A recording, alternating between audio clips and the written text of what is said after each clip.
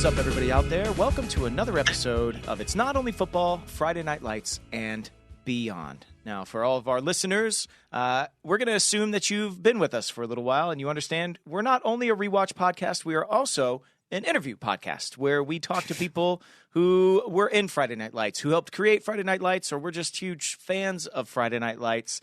And today we have a legend with us. We have maybe an infamous legend. An infamous legend of over 100 films and television shows. Buddy Garrity himself is with us today. The one and only, the inimitable Brad Leland. Hey, Brad. Woo! Hey, guys. Inimitable. Great word. Yeah, that was cool. I was like, whoa, Scott. Scott does his homework, and he busts out the thesaurus. Fans of the show know you as Buddy Garrity. But before that, you were in the industry for 20 years. I think your first role, it was Dallas or something along those lines. It was Dallas. Yeah. And 20 years before Friday Night Lights came along. What we'd like to do here is explore where you started and how you got to Friday Night Lights, and then we'll get all into Buddy Garrity, and then we'll talk about what you've been up to since then. So let's start at the beginning. How'd you end up on Dallas, Brad? What happened? Okay, if you want to start at the beginning, or the reason I got on Dallas, let's just start from. What would you like to tell us? Let's start at the very beginning. How did you get your start in acting? That's the real question here, and then we'll make our way to Friday Night Lights. Okay, well, what I've finally learned is that when I was a little boy and I was in Japan between the ages of 2 and 6, I had a pet monkey in my backyard, and I was the only little Caucasian boy in the entire village. My dad was in the army, and my mother was there with us. And there's a tiny little Japanese village, and I would go in my yard every day and play with my monkey. And that sounds really bad, Brad. Yes, I know. And the fence would be lined with these Japanese villagers who had never seen a little Caucasian boy, and they'd never seen a kid that had a pet monkey. And I would make them laugh, my mother says. I don't remember this. We have some home movies of some of it when I was a little older, but she said I really enjoyed making them laugh. So I think that's when it started, but then I was going to be an athlete like everybody else. So that was that thing. You go, I'm going to be a football player, basketball. So I played sports, but I was always in choir and drama. And then when I tore up my knee in high school in football, then I was already doing all the plays in high school and stuff like that. So I majored in theater, and I did 10 years of plays and traveling and doing all kinds of theater and production and directing and producing and all that kind of thing for years before I ever, I was 28 before I even got into film and television. And that's when I started Dallas. And that's as quick as I can tell you, buddy. Hey, that was I amazing. That was awesome. My question for you is it true that you were in Silverado? That was my first picture. Oh, that's so cool. Yeah. What was it like? So it's kind of lucky when you're an actor and your first TV show is the biggest television show in the world at the time. Dallas, yeah. It was Dallas, and I did about 3 or 4 episodes of that, and they let us come back and play different characters. So that was cool as a young actor. They also let us do that on Walker. They didn't used to do that, where once you play a role on a show that you're done, but they would let us come back as different bad guys. And I did the same thing on Dallas. And then right after I got Dallas, I auditioned for Silverado and made it to that, and then met all those great, incredible actors. And, weird reunion with Kevin Kline, who had come to Tech when I was in college in the theater, and we'd done some work together on stage, and then to be in a movie, my first movie with him, which was a giant Hollywood movie. It was dream come true for a 29-year-old actor. That is, and it was incredible. A Western, no doubt. So, I bet you were you riding horses and wearing uncomfortable stuff? It was not uncomfortable because it was freezing cold in Santa Fe in the snow. And yes, it was horses, and it was giant wool cavalry clothes. And no, I was warm as could be. A lot of people weren't, especially when Kevin Kline when Kevin Kline came out of the desert and he was in his long handles. Yeah. It was about 15 degrees that day. And he was freezing his little tootie off. Where were you based when you booked Silverado and when you booked Dallas? Where were you? Were you here in Dallas? I was here. Yeah, I was here. So you've been booking work out of Dallas for a long, long time. Yeah, have you always been based out of Dallas? Yeah.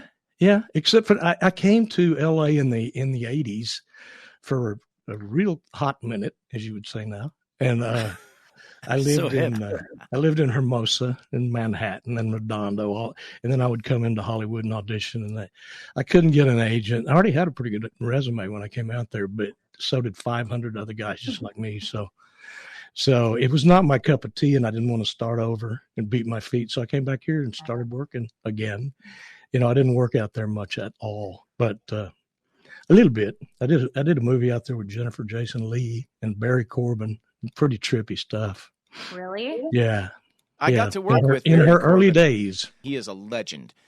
His stories and are insane. And dude, he's my mentor. He went to Tech. That's why he went to Texas Tech University Theater and did Shakespeare and can deliver Shakespeare without the Barry Corbin sound. And so he actually was the guy, one of the guys, he and G.W. Bailey, who you would know for sure, were the two actors from Tech who had already made careers in LA. And so it gave us all the dream that we could do the same thing. And so. And were you acting at Texas Tech, or were you doing sports? Or? No, yeah. I went there and majored immediately in theater. Cool. Yeah, the story of Brad, and he's underplaying a little bit. When he was in high school, he was a stud. He was a stud playing for the Plano Wildcats. Look at him. I'm saying, and in the season 1971 season, correct me if I'm wrong, Brad, but I've heard this story from you quite a bit. You guys were on a tear. Plano was unstoppable. Won the Class 3A championship, Plano Wildcats, but you blew your knee out, right? Correct. And, That's correct. And your senior season, and you had dreams of playing in college, but blew your knee out, and it might have been the best thing that ever happened to you. Is that right? Absolutely, because I wasn't going to be good enough to play in college anyway. And the thing that is so ironic about that, and I'm glad you brought that up, it's one of my favorite stories about FNL. Since that happened in my life, and yet I still got to be a part of that team, and I got to feel what it was like to win the state championship, even though I didn't play, even though I was on the sidelines on crutches. Isn't that really strange? The way it happened with Buddy Jr.'s storyline when he tore his Achilles tendon, because that's not the way it was supposed to be. He was going to come in and be a little linebacker stud, and that was going to turn him around. Not anyway. The character what in you're the saying, show, just to be Buddy clear, Jr. emulated my life. Right, but just to be clear, the actor who was playing Buddy Jr. tore his Achilles actually offset. And that changed his character's storyline, right? Onset. He tore it onset. The game. But that altered his storyline, right? His storyline was supposed to be completely different. Wow. Yeah. His storyline, he and I were going to have this relationship, and I'm going to teach him not to do drugs because he's going to be a great linebacker. The very first night he was in pads, and he went out there to do his actor thing that you guys did, where you would do some of your own stuff, and then they'd bring other guys in. Well, he did it, and he looked great, and he came running to the sidelines, and everybody's patting him on the back because, Buddy Jr.'s turned around. He's going to be a great quarterback. He's going to be a great football player. And some big lineman jumped on his ankle, and all of a sudden he just tore his Achilles, and he's just laying there looking at me. And by then we were kind of like, vicariously father and son and kind of close. And I looked down at him. I said, Buddy, are you all right? And he looked up at me and he goes, no. And I knew right then. And then he lifted his foot up and it just flopped. Oh. And all those guys that knew what they're talking about and the coaches, and they were like, oh man, that's the Achilles. And 10 minutes later we heard his Achilles was torn. And that was so Jeff, he's right? going to have surgery immediately. And so we're thinking, they're going to write that character off. Well, a week later, they wrote it that way, and it happened to emulate my life, which gave it much more depth. There was a lot of injuries amongst the cast members of Friday Night Lights, and we'll get into this further as we go on in the podcast series. But Gaius Charles was hit by a stunt. 7, buddy. Yeah. You're 7. Lucky 7. Gaius Charles was hit by a stunt actor who thought that he was the Cedric, who is the Smash Williams stunt double. One of the other football players thought Cedric was in the scene, and it was actually Gaius, and Gaius was not expecting. He sprained his MCL. We also had we used to play an awful lot of flag football, and Jesse tore his ACL in the middle of a recreational flag football game on Panther Field. But again, we'll get into that later. I have a question for you, Brad. I'd like to take a minute here. Okay. So when things like that happen on Friday Night Lights, because I was on a show where I worked for Jason Katims as well, and I just kind of wanted to know, did you have other things like that happened with Buddy? Because I know we had, lots of like things that we would actually do would influence our storylines. And so it felt like we were bringing a lot of who we were to these people, and sometimes like kind of what we believed in. Did you feel it was like, what was the environment like on set? Did you feel like it was collaborative? Did you know where Buddy was going? Did you know who he was from the beginning? Like, because I know being on a Kadam show, there's something about it that usually kind of feels different. Like you end up putting a lot of yourself or something into the character, what was the environment like on set? May, that was 10 questions. Well, just push it all into, I'm taking Someone called her out. The thing I can tell you is that I never really thought about anything except trying to figure out where Buddy was in me. And he wasn't really in me. I mean, he was a part of him and a lot of him is just like me, but he's not like me at all in a lot of ways because I didn't have any references for him. When I was growing up, we didn't have those guys, especially where I was. The coach was so highly respected. No dad or no booster would have ever said a word to our coaches. So I didn't live it until later when I was, an older guy going to these games and watching how it happened. And watching how the boosters in the town and people have influence over all of that. So I didn't have references for it until we started doing the show. When I did the movie, I started seeing it. And I saw the actual guy. I saw the real Buddy in the movie, and he was in Odessa, and he's actually that guy. Wow, really? Yeah, John Aubrey, right? Like a lot of people know the story That's of right. Connie Britton, having been in both the film and the television series. I don't think as many people talk about the fact that you were in both of them as well, and have worked with Pete Berg an awful lot since Friday Night Lights. So obviously you're one of Pete's personal favorites.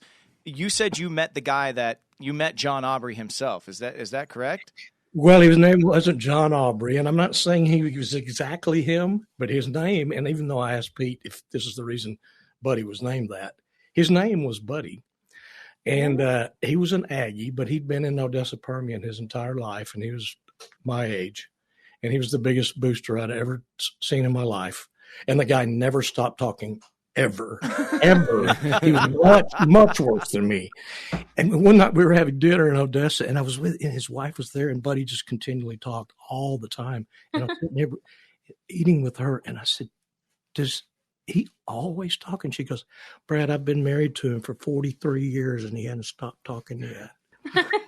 so maybe that had an influence on it, I think.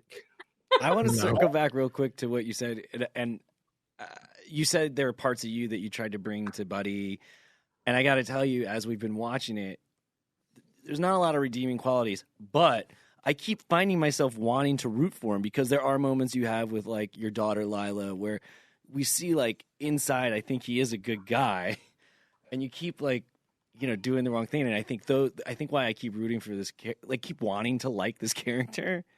I think that's the stuff you brought to it that's like from you. And we're able to make it like, hey, people are complex, people are complicated. And just because he's, cares about football more than most things, maybe his family, and cheats on his wife, he does actually care about his family and love his daughter and will sometimes get it right. Okay.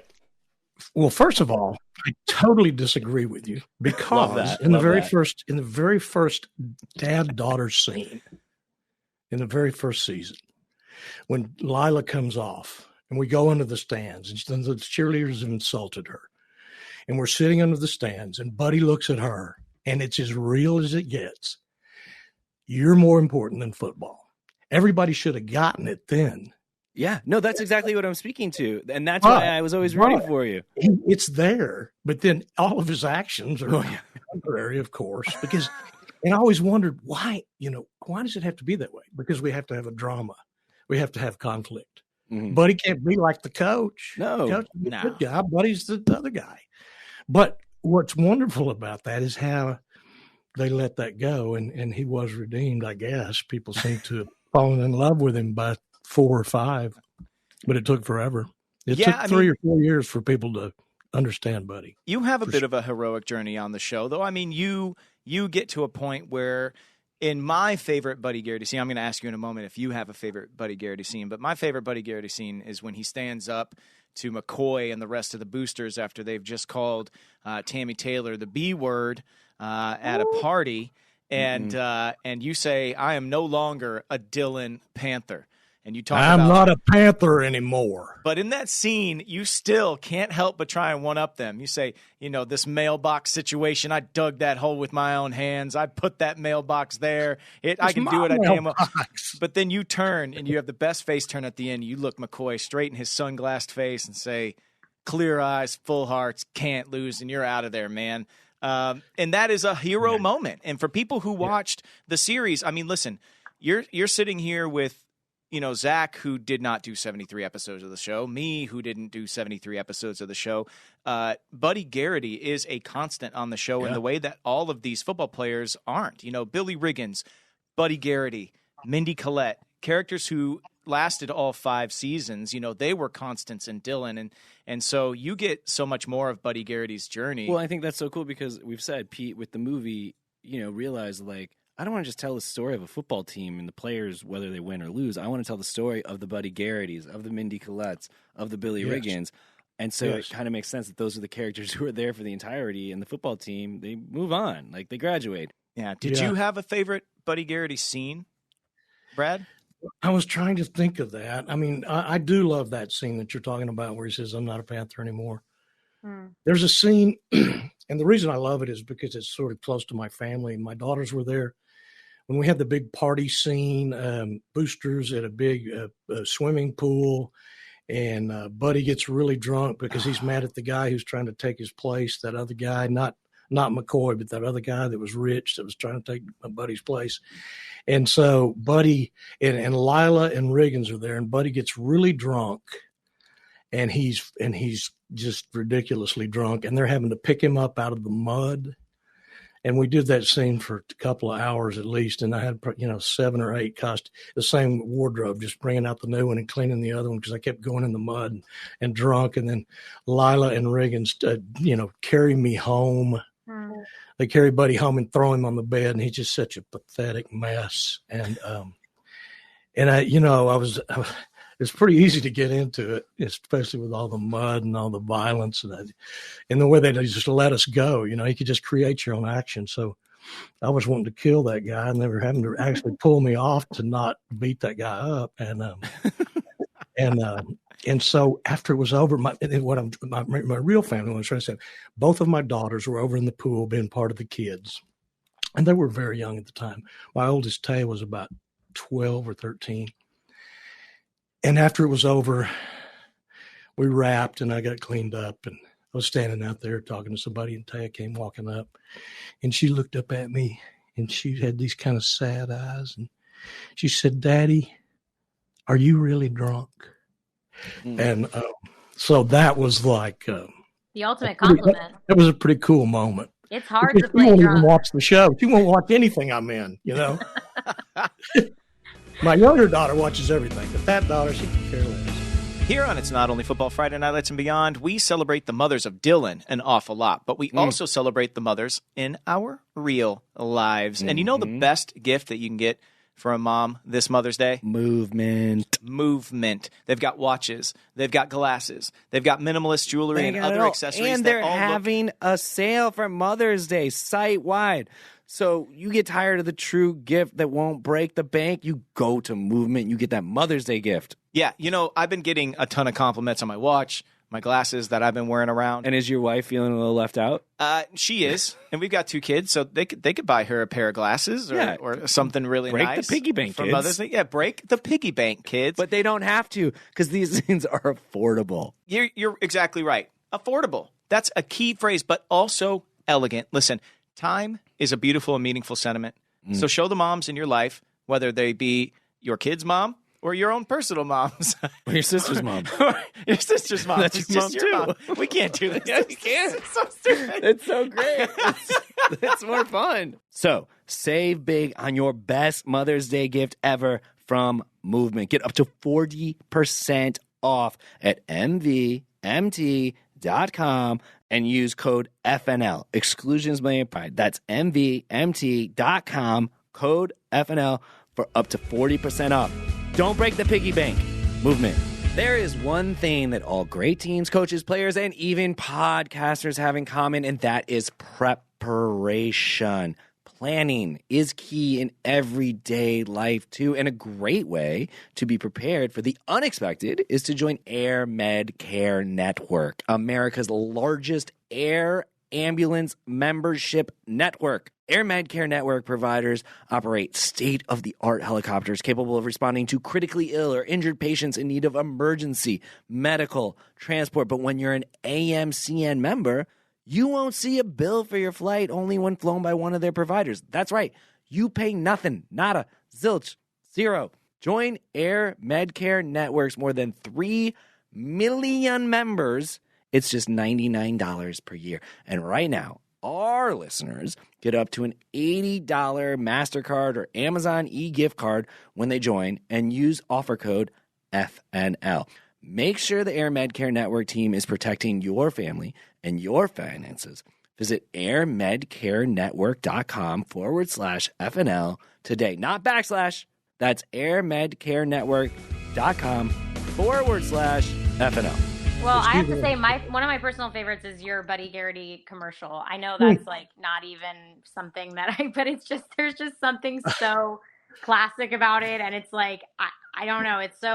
It would be so on the nose. And I feel like some people could have played it to just be where you'd be like, oh yeah, another used car dealership. But it's like, it embodies something about Buddy. There's something about him that, I don't know, I'm drawn to. It's just so funny. It's still one of my favorite things. That was Reiner all the way. He just goes, a picture one of those local commercials where the guy in the weird cut and he walks in and out of the front. I mean, we did that in like 2 takes, but because it was only Reiner. He goes, just make sure you say these key points. And we did it, and just we looked so stupid they kept it. Yeah, and we've just kind of covered some of that storyline when that commercial actually came up, and I don't think we talked about it in our recap of the episode where Angela is watching the TV and then sees Buddy up there going, I care about certain things, heart, loyalty, commitment to you. Trust. I've really felt fortunate. In season 1, I didn't get to work with you at all. Season 2, you and I started working together. You guys had a couple moments together, when you're like, well, I'm going to marry your daughter, so you can suck it. Yeah. Yeah, I mean, big moment in the driveway, of course. That is. No, that was it was great, inferred. I think about that scene a lot. We froze our butts off, but we got to the bottom of that scene, and I really loved it. We worked at it, and we figured it out, and that was a beautiful scene. I'm glad it came out the way it did because it had to be that honest to work. Yeah, and you were there every step of the way, man. It was so cold that night. But watching you and watching the way you found the honesty of the care for Lila in that scene and let that drive it, as opposed to playing like this arch kind of, character up against who could be considered, the young hero and Jason Street. And you really you sold it way better than I did, man. I watched that scene and I just marvel at your ability to, like Zach said earlier, play this character who could have been cribbed as a villain on Friday Night Lights, but still play it with such heart. And you see he has true affection for people in his life. And in that scene, it was glowing. But I loved in season 2, I come work at the car dealership, and we'll get there. We're assuming everybody who's listening has seen the whole series, but we're not quite there yet. But man, I was even happier during those times to get to hang out with you offset. Zach and I have talked about going up to Cowboy Stadium a couple of times because you had a friend who was the voice of the Cowboys. What is his name? Brad Sham. I think Brad Sham set us up with that, but it was cool to get to come up here and do that for sure. We got to come up here a couple of times. I think the best thing about our scene, Scott, was our breath. It was so cold.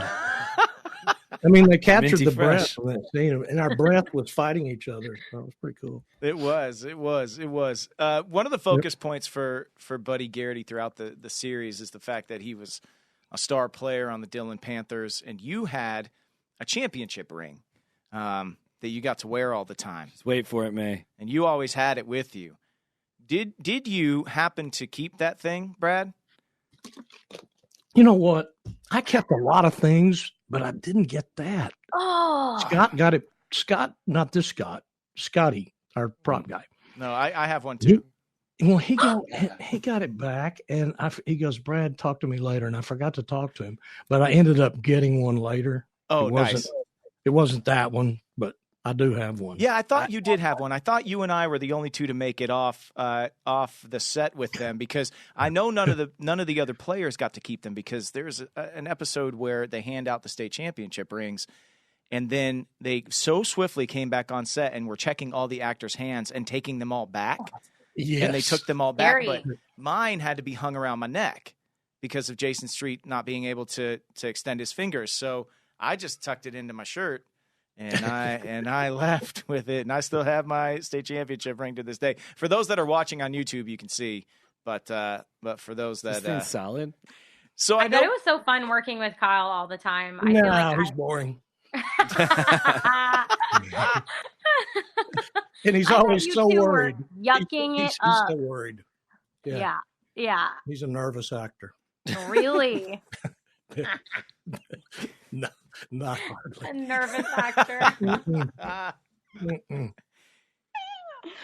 Not. What was it like developing the relationship that you and Kyle had? Because something in rewatching the show that I had kind of forgotten is it is not just a booster breathing down the neck of a coach relationship. It is an actual friendship. I mean, when you but it's kind of like a one-sided friendship. I mean, Buddy's a little bit of like a stalker. I mean, coach is never going to Buddy to ask for life advice. He does eventually need Buddy's help a few times down the road. In season 1, yes, Buddy's always there hoping that coach can pull him out of whatever muck and mire he's gotten himself into. But what was that developing that relationship like? Well, I know, at the very end, by then it was all told. I mean, because the very last scene between the two of them, they're obviously great friends for a long time.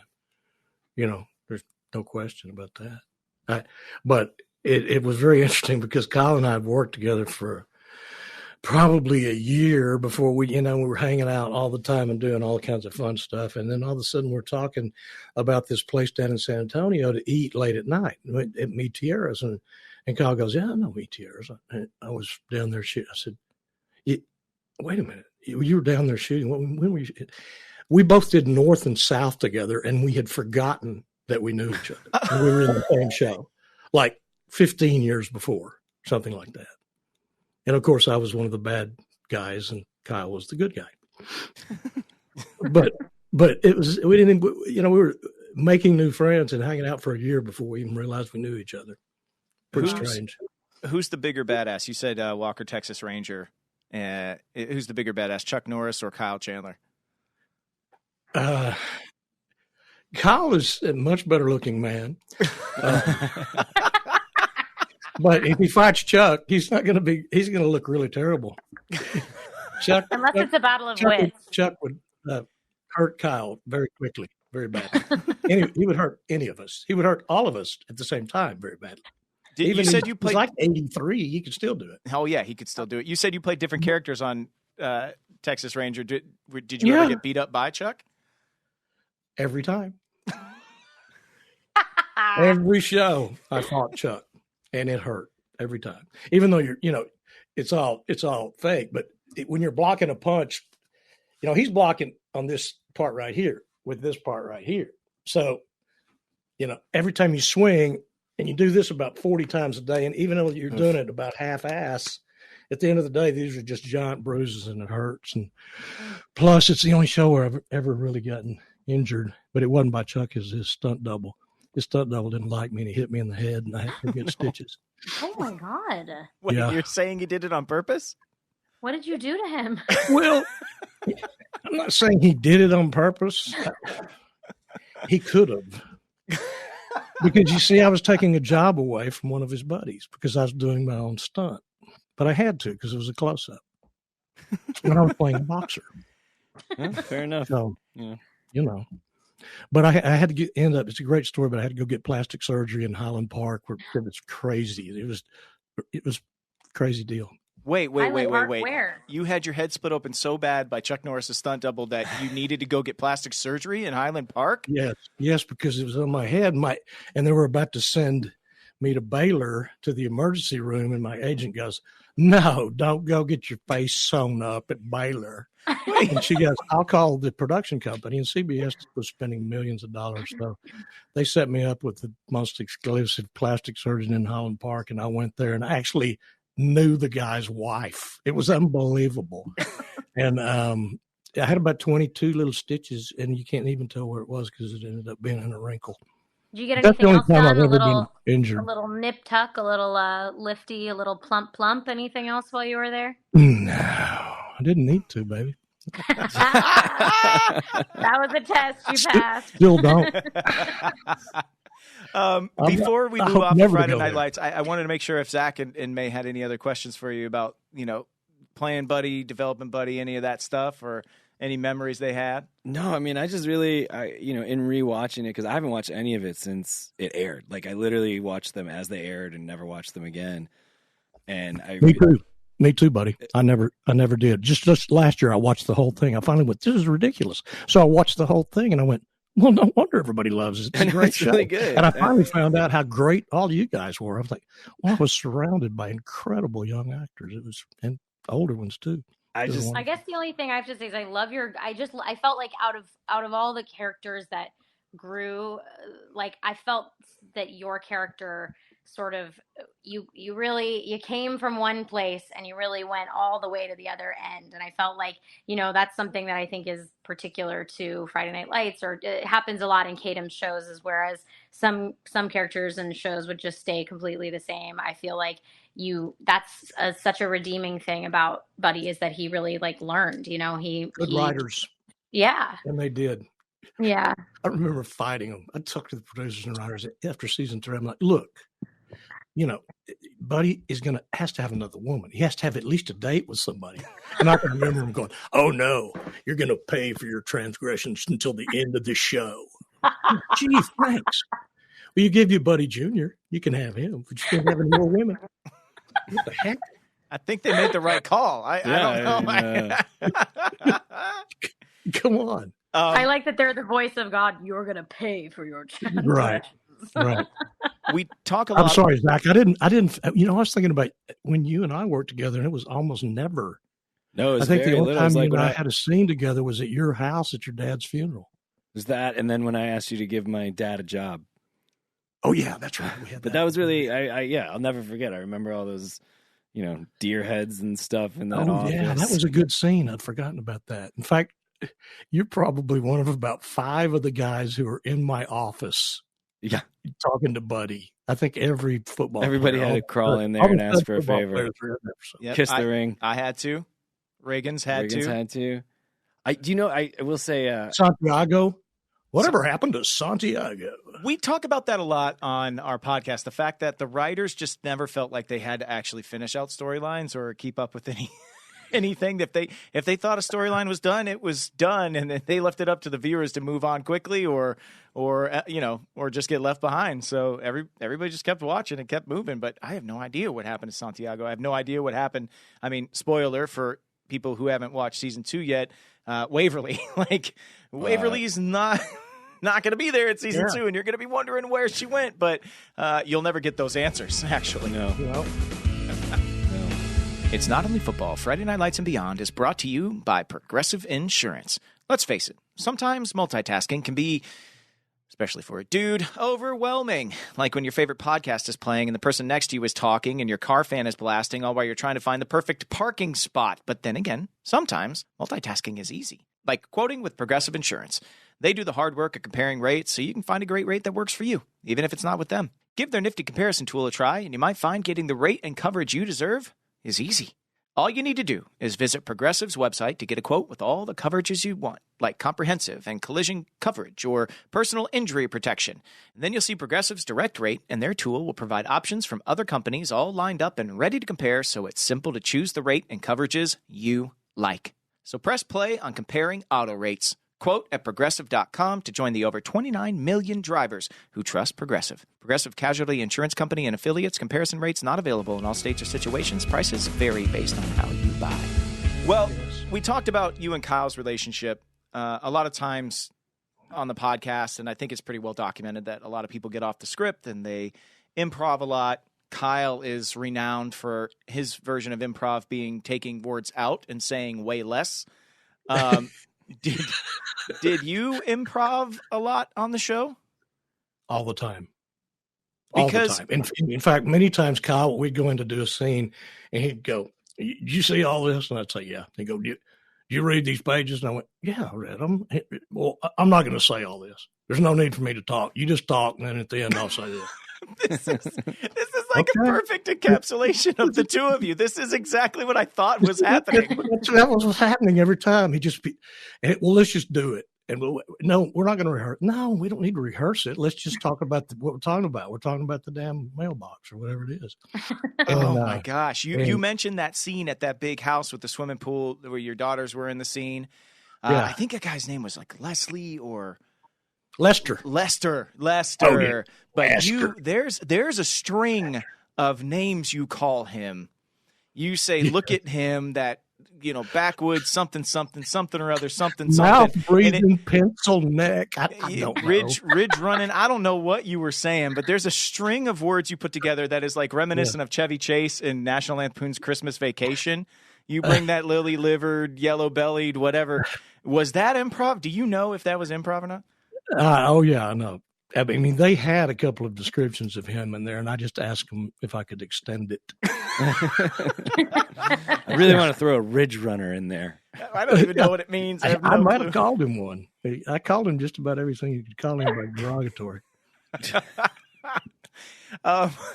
There was another relationship that sparked with Friday Night Lights, and it started, as we said earlier, with the movie. Peter Berg, you worked with him on Hancock. Deepwater Horizon? Jeez, I don't know. Friday Night Lights, the movie. Oh, man. You talk about acting class. Woo, Leftovers. Yeah, but after Friday Night Lights, you worked with him quite a bit. What's your relationship with Pete? How does this all happen? Does he just call you and say, "Hey, Brad, it's time"? Yes, he did. And as a matter of fact, and the way the whole thing started, it's funny that happened too, because he just wouldn't think it'd be that way. But in a way, it is that way with Pete. But before we did the movie, there was going to be an audition. We knew there was going to be an audition in Austin for the movie with Billy Bob. And so I had not had an audition yet, but I was in Austin, and I was at the Omni Hotel, and I walked through the lobby. And when I walked through the lobby, Pete was walking along with his little entourage of people. And I walked by him, and I just looked at him because I knew it was him. And I had already told my agent, they're in Austin. I want an audition. He's in the same hotel. I want an audition with this guy, but I didn't have one yet. And I saw him in the lobby, and he looked right at me, and I just looked at him, and we just kept going. 2 hours later, I had an audition with him. Wow. And it's very weird. I think he looked at me or something. And then we just improv'd in the audition, and that was it. And then I got the movie, and then after that was it. And now he just calls you. Now you're like he's got like a Justice League. So each time for you. He's just giving me a shot at something. But I don't think I've auditioned for. I haven't auditioned for any of those things since then, and I guess that's the luckiest thing that could ever happen.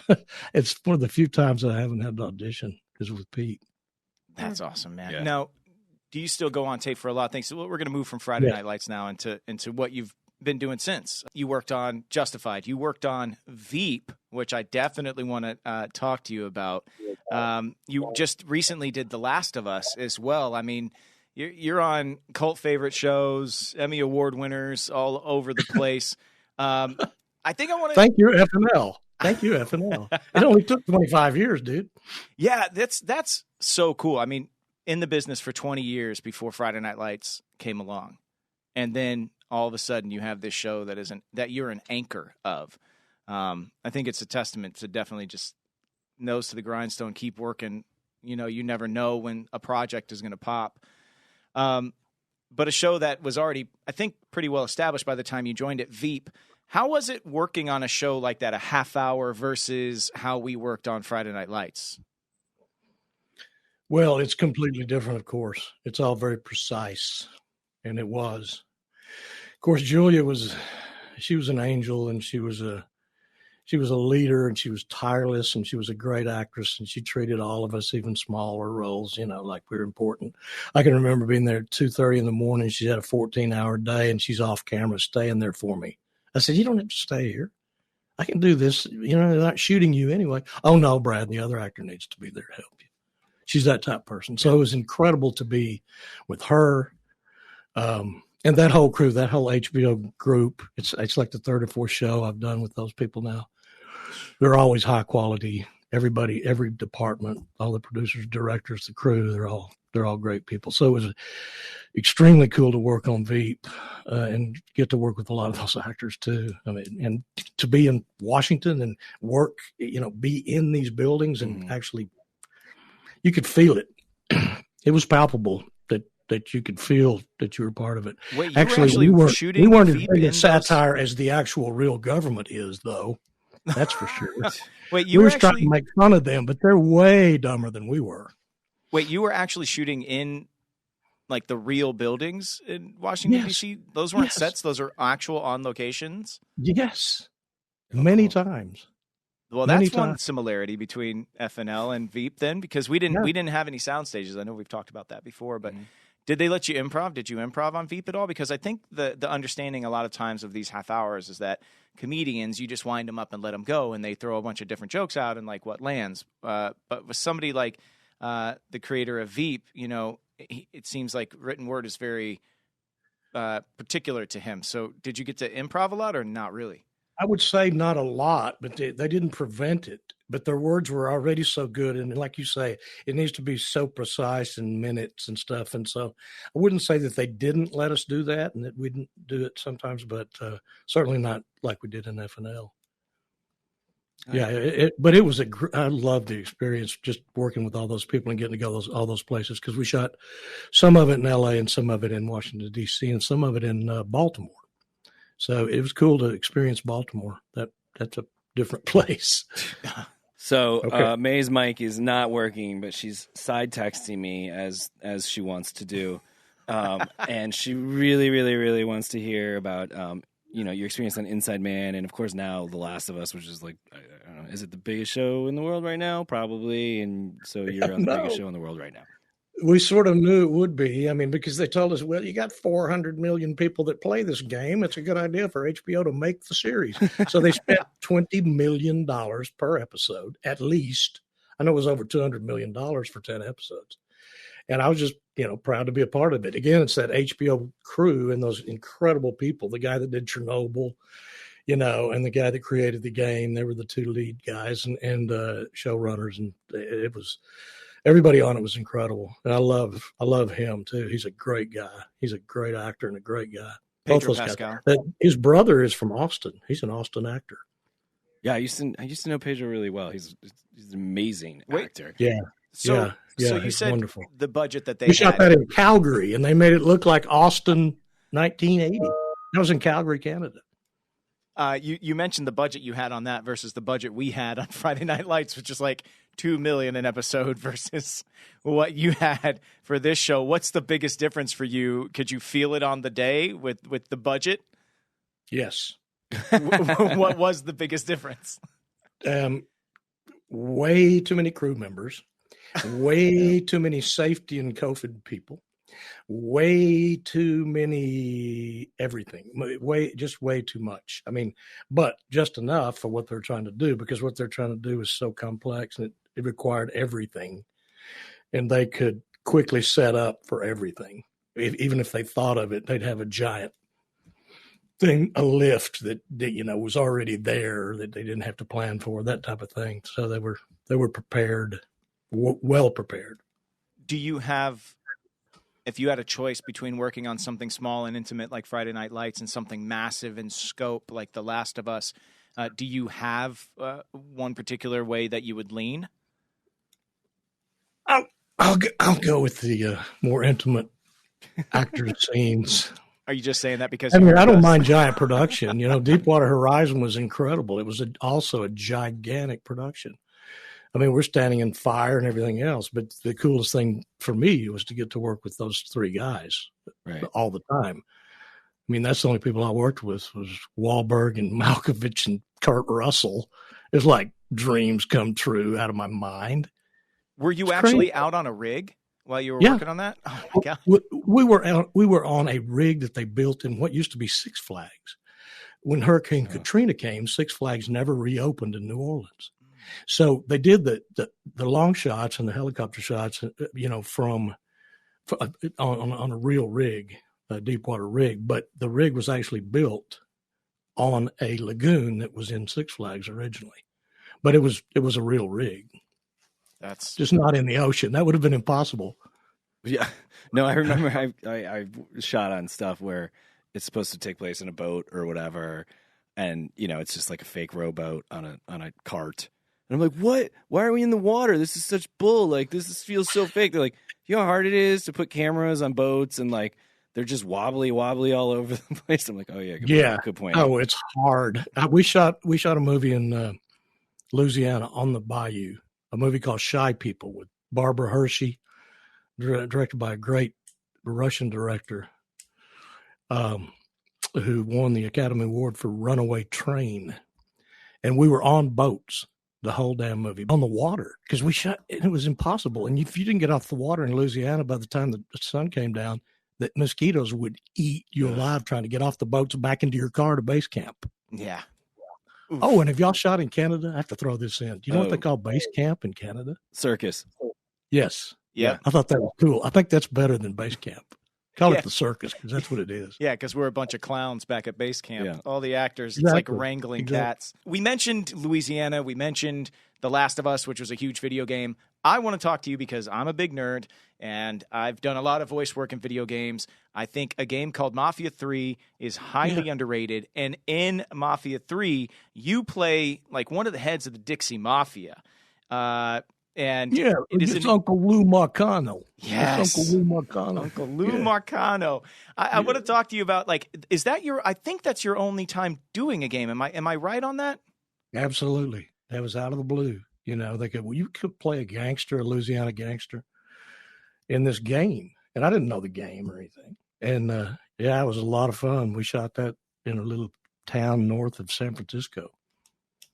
How was that experience for you? How was it working on? Motion assuming you were working on motion capture. I loved doing it. It was very nerve-wracking in the beginning because I had no idea what it was going to be, and there was a lot of words, and I was like, I don't know what. And then when we got there and we donned that costume, and it kind of felt much better, and I didn't look as bad in it as I thought it would. It's still a little bit revealing, but anyway, I sort of enjoyed it, especially when we got in and I go, look, you're walking through the swamp. So it's just like when you're a little kid and you're playing guns or playing outside. Okay, we're pretending like we're walking through the forest. Okay, and there's no props, there's nothing. You just pretend like you're walking through, and then you say some words, and there's millions of cameras, and I loved it. It was improv, the whole thing. Awesome. Yeah, man, I've loved doing it, but I loved playing the game, and I didn't know you were in it. And I see Brad Leland pop up, and I was like, what? And I think Matt Lowe, a good buddy of mine that I worked with on Heart of Dixie, played maybe your son or one of your lieutenants. And so I knew Matt was in the game, so I was very excited. Shout out to Matt Lowe, Meatball from Heart of Dixie. But when I finally happened upon you and I heard the accent, first of all, it threw me for a second, but then, man, you were a bad dude in that, man, and you did such a great job. And I know a lot of people out there may not play games, but I do challenge everybody to go look up on YouTube Brad's performance in Mafia 3, because if you're a fan of Brad's, it's a wonderful character. You did such an awesome job, man, and knowing how difficult it is to be doing motion capture, the fact that was your first time, I would have never known it. I'm so glad you did it. They certainly alter you, don't they? They can make you really ugly. That guy is one nasty, ugly man. Yeah. With a pink suit and a pink. He's got a pink suit. Does he have a pink cowboy hat on too? He does. He does. Yeah. But he's New Orleans Mafia, so he speaks with it's almost a Brooklyn accent, but it's got a little Cajun in it. New Orleans is nothing like Cajun. It's completely different. Oh yeah. So that was fun. Well, Brad, I wanted to say, man, working with you was one thing on Friday Night Lights, but getting to know you off camera was such a joy. Yes, 100%. We've had some fun, buddy. We've done some celebrity tournaments. We've done a lot of fun things together. Yeah, but I think my favorite nights were we were together at a small sports bar when Kobe Bryant completed a comeback against the Phoenix Suns and hit this fadeaway jumper with 3 of the league's best defenders on him. And you and I experienced that moment of sports together. You and I used to go watch basketball, football. We used to go to the bar and get wings together and just hang out, man. And as much fun as it was working with you on set, it was even more fun to get to know you off. And I'm so glad that the world got to hear this interview today and get to know a little bit more about Brad. And I can't believe that I heard stories I'd never heard before today. So I'm so glad we did this, man. Yeah, me too. I'll never forget going with you to the nightclub, and I was the oldest guy in there, and you and I were dancing everybody's to the ground, and I was so nasty, sweaty, Buddy. It was the sweatiest Buddy of all time, but it wasn't Buddy, it was me. It was even worse. And it doesn't help that I'm also like an incredibly sweaty individual, and the two of us were like, we were like the odd couple, night at the Roxbury, sweaty. This sounds sexy. It was sounds crazy. Super sexy. That big, fat, ugly man can dance. He's got rhythm. What the heck? It's impossible. Not ugly, Brad. Not ugly. We had fun. Yeah. No, but that's I think that's one of the things that makes you such a joy to hang out with is you really are you're here for the experience of life, man. Yeah. You got that right, buddy. And you guys are incredible. I'm glad you're continuing to do what you're doing too. Both of you, especially your families and working too. And you guys got a really good start young. You said something earlier that was important about the young people and about doing this. And that is, I always tell young actors what the old actors told me, the old character actors. I would say, how do you get to that level where you're guest starring and doing your own movies and getting to be those roles and stuff? And they always said the same thing. And I'm going to say the same thing. You just keep doing it, because if you just keep doing it, it will happen. I mean, it may take 30 or 40 years, but if you're going to keep doing it that long, it'll happen. Yeah. And that's what I tell them. That's what they told me. And it's true. Before we let you go, we always ask the same question every episode. It's in our title of our podcast. It's not only football. And we always like to ask our guests, if Friday Night Lights was not only football, what was it for you? It's completely the team idea, because we all have to be part of a team, nearly everybody in the world, in our lives, not only in our personal lives, but in our work lives. And not only part of a team, but then expand it to community. And it's simple. That's what everybody says and has always said, but it's true. I mean, the show's about community, but it's also about being part of a team, because if you've been a part of a team, it could be chess team. It doesn't have to be football. It can be anything. And that's why the show's universal, is because people relate to it because they're part of the community somewhere. Even in a big city, they're part of the Brooklyn Bridge Club or something, so, but that's still something. So I think that's why it's universal. And I think that's the most important thing about the show. Yeah, man.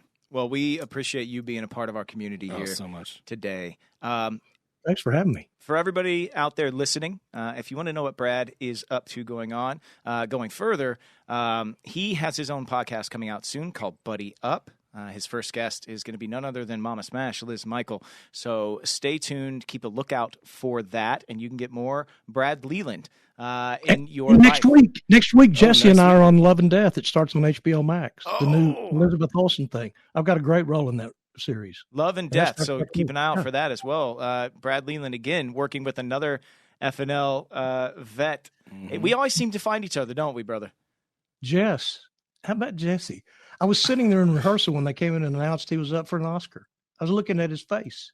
You were looking right at him when he was nominated for the Oscar? Oscar? We were in rehearsal at 7:00 in the morning. Me and the director and Jesse are sitting there, and the AD comes in and brings the whole crew in, and they all come in, and it's like a big birthday party, except we'd like to announce that Mr. Jesse Plemons has been nominated for an Oscar. And I'm sitting there looking at the guy that I knew since he was 17. Oh my God. And then they go, and his wife, of course, has been nominated for an Oscar too. And I'm sitting there looking at him just going, dude, I'm happier than you are. Because you know how Jesse is. He just kind of sitting there. Oh, yeah. He's so humble, man. I know. That's incredible. So I'm sorry I can't let you wrap the show. I had to tell one more story. I love that's that why story. we want you on, man. This is exactly the gold that we were hoping for. So Love and Death? Yeah, Love and Death next week on HBO Max. On HBO Max. And make sure you go find Buddy Up. Mm-hmm. Brad, thank you so much for today. This was awesome. Clear eyes. Full hearts. Can't lose. For everybody out there listening, if you love this interview today, or if you want to see Brad back on, just let us know in the rate and review portion of the Apple Podcast page for It's Not Only Football Friday Night Lights and Beyond, or in the comment section over on YouTube. We will be back next week with another episode rewatch. We can't wait to see how the season ends up for the Dillon Panthers, and we hope you will finish out this Season 1 ride with us as we head towards state. On behalf of myself, Scott Porter, Zach Gilford, that's Brad Leland. Mae Whitman was here. Yes. And we already said clear eyes, full hearts can't lose. So we will just say, we'll see you soon. Texas forever. Peace. Texas forever.